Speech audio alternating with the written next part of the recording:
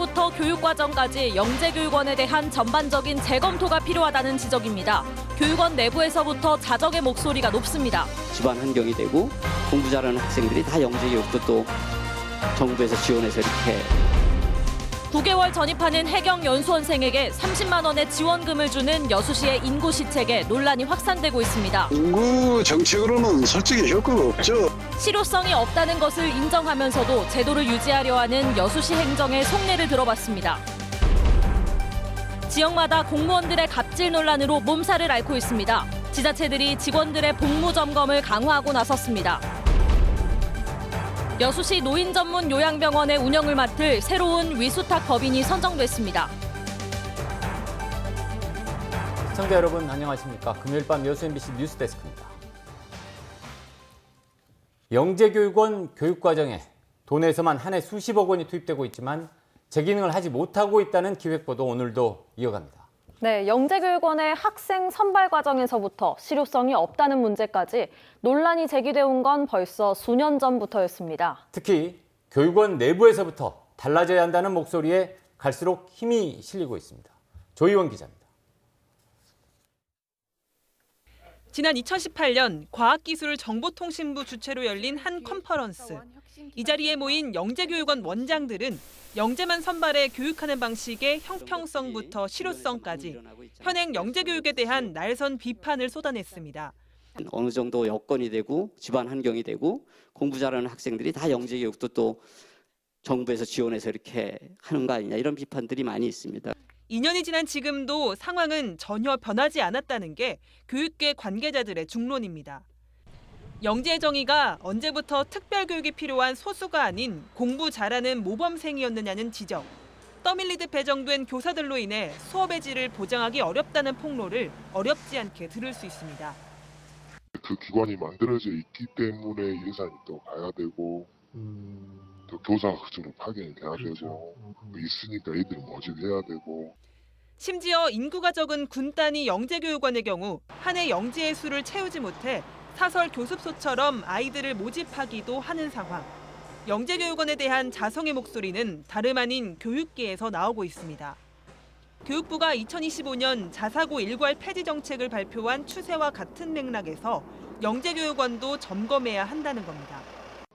정식 교실 안에서 이루어지는 수업이 중요한 것이지 선발된 애들이 영재교육 받아서 과학고나 특목고 할 때 특정 학교 갈 때나 사용하지 필요도 없잖아요. 이에 따라 일선교사들 사이에서는 소수의 학생이 아닌 다수의 학생들을 위한 교육 정책을 고심해야 하는 시점이라는 목소리가 높아지고 있습니다. 구분해서 지원을 하는 게 아니라 네네. 함께 뭔가 다 같이 할 수 있는 프로그램들이 더 많아졌으면 하는 게 바람이에요. 함께 같이 모여서 서로 다른 아이들끼리 서로 영향을 주고받으면서 해야지 진정 아이들이 서로 성장하는 거지. MBC 뉴스 조희원입니다. 네, 영재교육원 연속보도 오는 일요일 밤 뉴스에도 이어집니다. 구체적인 운영 실태와 당초의 설립 목적마저 변질됐다는 교육계 당사자들의 생생한 인터뷰 전해드리겠습니다. 다음 뉴스입니다. 여수시에 이어 순천시에서도 간부급 공무원의 업무상 갑질 논란이 일고 있습니다.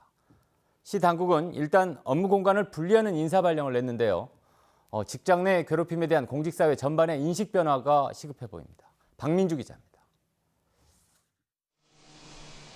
순천시 보건소에 근무하는 5급 A 과장은 지난달 중순 총무과로 발령됐습니다. 보건 업무와 관련해 갑질 논란이 제기되면서 감사가 진행된 상황. 징계 여부는 감사 이후 결정되는데 순천시는 업무 공간을 분리하는 전보 인사를 먼저 했다고 밝히고 있습니다. 현재 징계 상태는 아니고요. 일단 갑질 민원이 발생했기 때문에 서로 제2의 어떤 피해 상황이 발생할 수 있기 때문에 업무 배제 차원에서 우리 정과로 전보 인사 발령한 상태입니다. 앞서 지난 4월에는 평생교육과 팀장도 업무와 관련해 갑질 논란이 일면서 총무과로 발령됐습니다.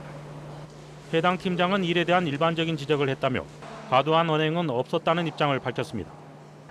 순천시는 잇따라 불거진 간부급 공무원의 갑질 논란에 당혹해하며 복무 점검을 강화하고 있습니다. 공무원 노조는 관행처럼 인식된 갑질성 언행의 변화와 근절 대책의 강화를 촉구하고 있습니다.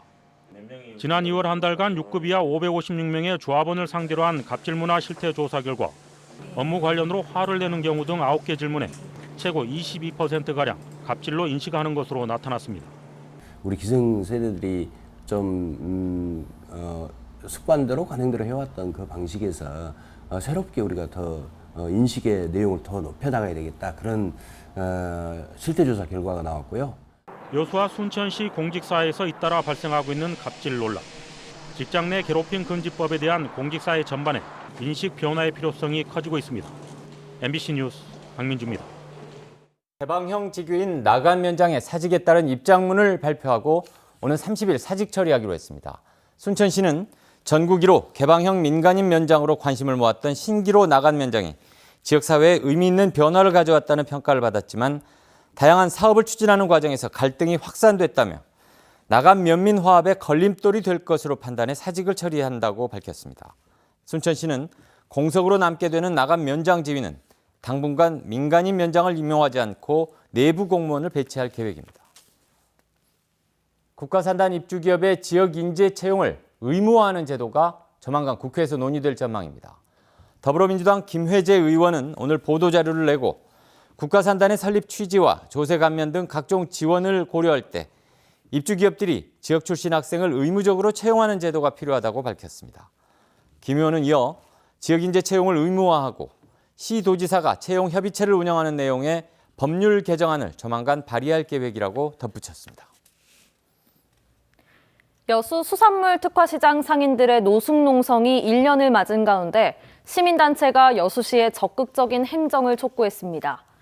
여수 시민사회단체 연대회의는 오늘 논평을 내고 1년 넘게 노숙농성을 하고 있는 상인들의 호소에도 불구하고 여수시가 공과금에 대한 이견을 좁히지 못해 특화시장과 상인들 간의 갈등은 더욱 깊어지고 수사와 법적 공방만이 오가고 있다고 비판했습니다.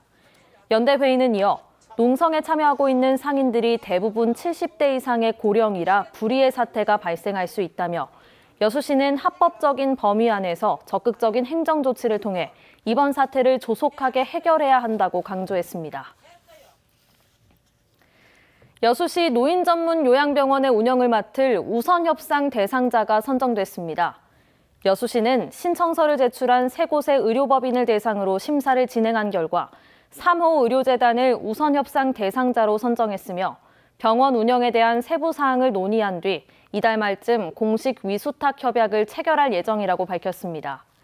3호 의료재단은 보성과 곡성군의 군립 노인 전문 병원 등을 운영하고 있습니다. 여수시는 협약 체결 이후 고용 승계 등의 절차가 완료되면 오는 9월 초부터 새로운 재단이 병원 운영을 시작할 것으로 전망했습니다. 팝 아티스트 낸시랭 작가가 여수에서는 처음으로 개인전을 개최했습니다. 아트 디오션 갤러리는 지난달 22일부터 낸시랭 작가의 작품 47점을 전시하고 있는 가운데 오늘은 낸시랭 작가가 직접 갤러리를 방문해 지역 인사들과 함께 만찬 행사를 가졌습니다. 낸시랭 스칼렛 오렌지란 주제로 진행되는 이번 팝아트 전시는 오는 18일까지 진행되며 아트 디오션 갤러리를 방문하는 누구나 관람할 수 있고 작품 구매도 가능하다고 갤러리 측은 전했습니다. 도로가와 주택의 사고 위험이 있어 보입니다.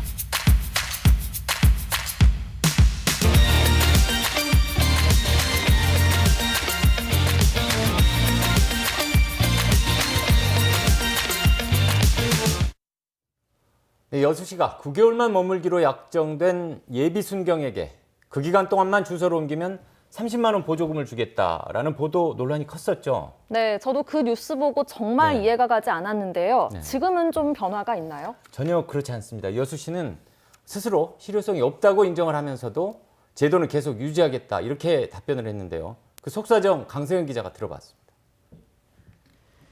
이곳은 예비 순경들이 모여 교육을 받는 여수 해양경찰교육원입니다. 교육생들은 이곳에서 단 9달만 머무르다가 전국으로 흩어지는데요. 그런데 여수시가 이곳에서 잠시 머무르는 해양경찰 교육생들에게 전입지원금이라는 이름으로 30만 원을 지급해 논란이 됐습니다.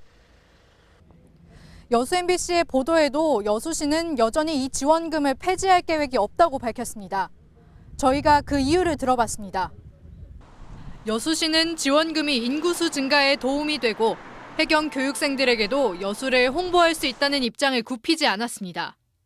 저희들도 이제 그런 숫자에 대해서 완전히 배제를 할 수도 없는 이제 그런 입장이거든요. 그러나 전체 교육생 중 전입 지원금을 받은 비율은 6%. 5년간 단 400여 명에 불과했습니다. 인구 증가 효과도, 홍보 효과도 사실상 미미하다고 봐야 하는 건데 이 같은 사실에 여수시도 말을 바꿔 해당 지원금이 인구 증가 효과가 없다는 걸 인정합니다. 인구 정책으로는 솔직히 효과가 없죠. 또 이제 정규여건 계산 이쪽으로 지금 몰고 나가는 게 맞죠. 큰 줄기는 그렇게 해야 되는 것 같거든요. 그런데도 왜 폐지하지 않냐고 묻자 투입된 예산이 많지 않기 때문에 큰 문제는 아니라는 입장입니다.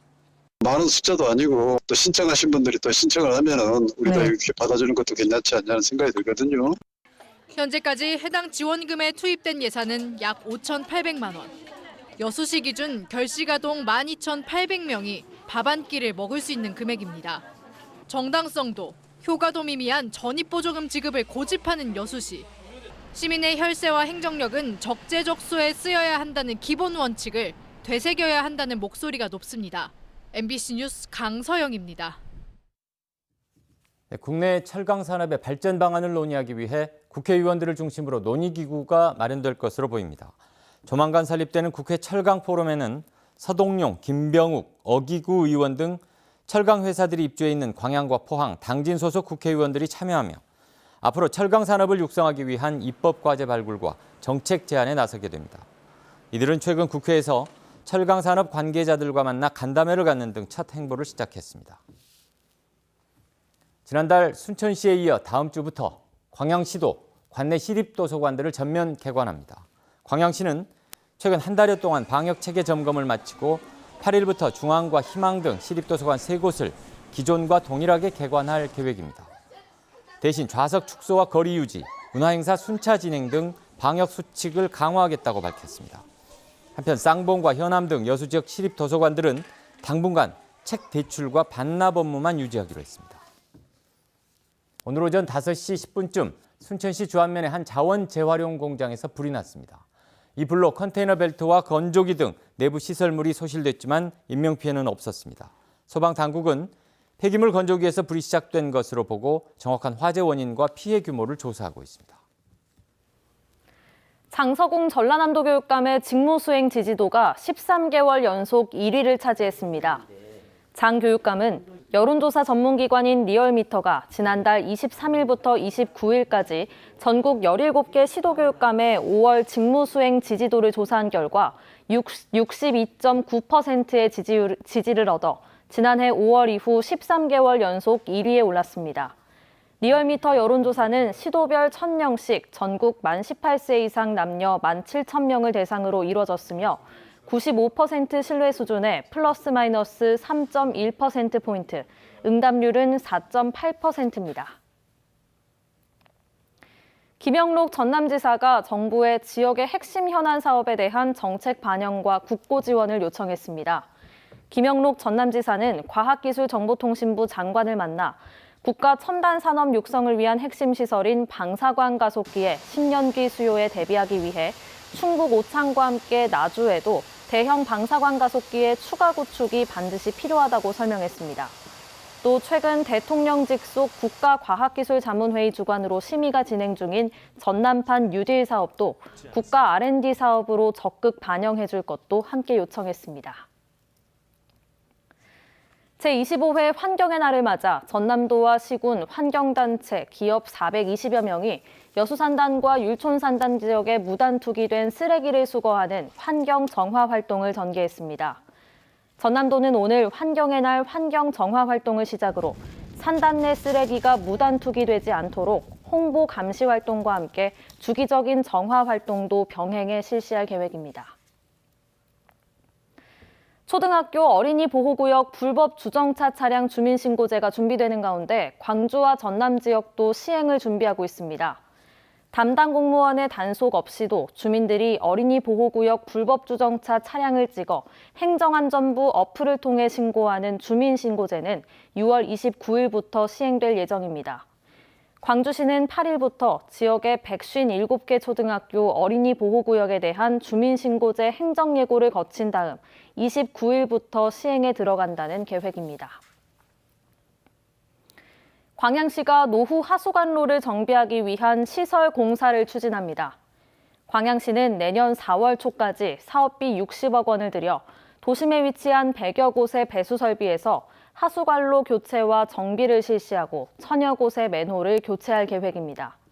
이에 따라 광양시는 일부 지역에서 통행 불편과 교통 정체가 발생할 것으로 보고 시민들의 양해를 당부했습니다.